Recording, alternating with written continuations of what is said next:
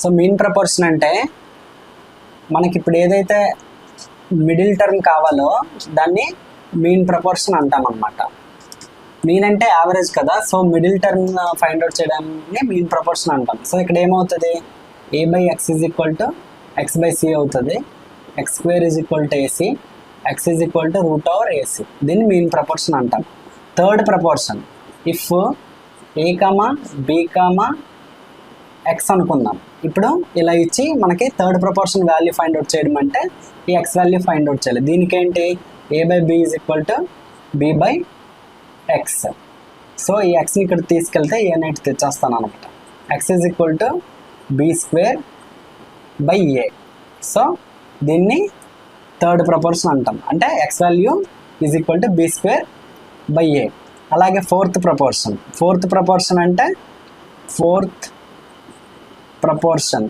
Fourth proportion కావాలంటే ఇప్పుడు a comma b comma c comma fourth అనేది ఎక్స్ అనుకుంటాం. దీన్ని ఎలా రాయొచ్చు, a by b C by X. ఇప్పుడు ఎక్స్ వాల్యూ కావాలనుకోండి, ఈ ఎక్స్ని ఇటువైపు తెస్తాను, బి ఇంటూ సి బై ఏ. ఇది ఫోర్త్ ప్రపోర్షన్ అవుతుంది అన్నమాట. ఏం లేదు, జస్ట్ ఒకే రేషియోలో మీరు తీసుకోవడమే. మీన్ ప్రపోర్షన్ అంటే మిడిల్ టర్మ్ ఫైండ్ అవుట్ చేయాలి, థర్డ్ ప్రపోర్షన్ అంటే థర్డ్ టర్మ్ ఫైండ్ అవుట్ చేయాలి, ఫోర్త్ ప్రపోర్షన్ అంటే ఫోర్త్ టర్మ్ ఫైండ్ అవుట్ చేయాలి. రేషియోలో ఉన్నాయంటే మీరు రేషియోని యూజ్ చేసుకొని అవి ఈజీగా ఫైండ్ అవుట్ చేయొచ్చు.